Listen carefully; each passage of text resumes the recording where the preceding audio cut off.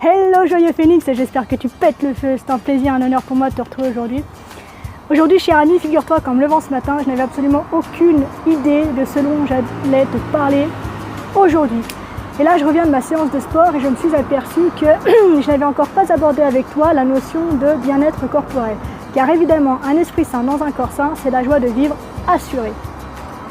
Alors, je suis consciente que lorsque l'on traverse des difficultés et que la vie parfois nous surmène un petit peu et nous met à l'épreuve, notre estime de nous-mêmes peut être carrément mise à mal. Et c'est vrai que dans ces moments-là, on a un peu tendance à se laisser aller, à moins bien manger, à ne plus se maquiller, à plus aller chez le coiffeur, à ne plus faire de sport, à se mettre à fumer ou peut-être à se mettre à boire ou avoir carrément des comportements autodestructeurs à un niveau supérieur. Et donc du coup, quand on arrive dans ces cycles-là, dans ces cercles-là un peu vicieux, forcément le corps est mis à mal et donc l'esprit l'est aussi, car les deux sont très étroitement liés. Si l'esprit ne va pas bien, le corps ne va pas bien, mais évidemment, la réciproque est vraie, si le corps ne va pas bien, l'esprit ne va pas bien. Et c'est dommage parce qu'il est évident que sans parler de physique au niveau superficiel, si je veux dire, une personne bien dans sa tête, bien dans son corps, bien dans ses baskets, forcément c'est inspirant, forcément ça inspire confiance, forcément ça donne envie de l'aborder, forcément c'est une possibilité d'être ouvert à beaucoup plus de choses. Un corps en bonne santé, finalement, c'est une porte vers la confiance en soi. C'est un début vers la confiance en soi, car quand on est bien dans ses baskets, le reste n'a plus d'importance. Donc l'exercice du jour, c'est très simple. Tu vas prendre un papier et un crayon. Tu remarqueras qu'on écrit beaucoup. Oui, c'est vrai, je sais. C'est contraignant. Oh là là, c'est pas possible. Donc, une feuille, un crayon. Et j'aimerais que tu écrives sur cette feuille, sur les 86 400 secondes qui te sont gracieusement offertes par jour, combien en attribues-tu, combien en mobilises-tu, combien en offres-tu au bien-être de ton corps.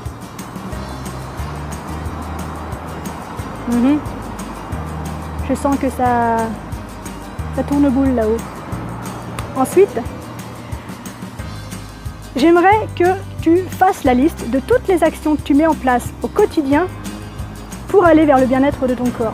Donc que ce soit en termes de sommeil, que ce soit en termes d'alimentation, que ce soit en termes d'hygiène corporelle, que ce soit en termes d'activité physique, autant de paramètres qui font que le corps est en bonne santé et que le corps est bien dans sa tête, si j'ose dire.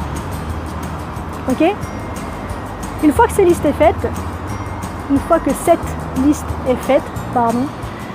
je t'invite à poser ton crayon, à la relire et à réaliser consciemment ce que tu viens d'écrire. De combien d'actions, je bafouille aujourd'hui, de combien d'actions, du coup j'ai perdu mon verbe, de combien d'actions ta liste est-elle constituée? Est-ce que c'est plutôt proche de moins l'infini ou est-ce que c'est plutôt proche de quelque chose de correct? Est-ce que tu es satisfait de cette liste ou est-ce que tu la trouves plutôt inquiétante? Dans le deuxième cas, dans le premier aussi d'ailleurs, je t'invite à te demander ce que tu peux mettre en place dès demain pour enfin marcher sur la voie du bien-être physique. Et donc intégrer physiquement, viscéralement, cellulairement, ça veut rien dire mais je le dis quand même, la joie de vivre dans ton quotidien. Parce que la joie de vivre, c'est écrit dedans, la joie de vivre, ça se vit, ça se ressent. Si le corps n'est pas là pour la ressentir, elle ne peut pas t'habiter, elle ne peut pas être avec toi.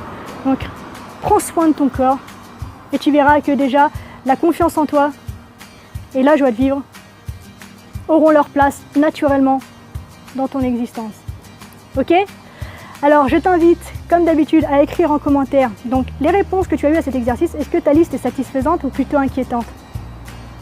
Et quelles sont les actions que tu décides de mettre en place? Parce que je pense que ça peut en intéresser beaucoup. Quelles sont les actions que tu décides de mettre en place pour enfin prendre soin de ton corps?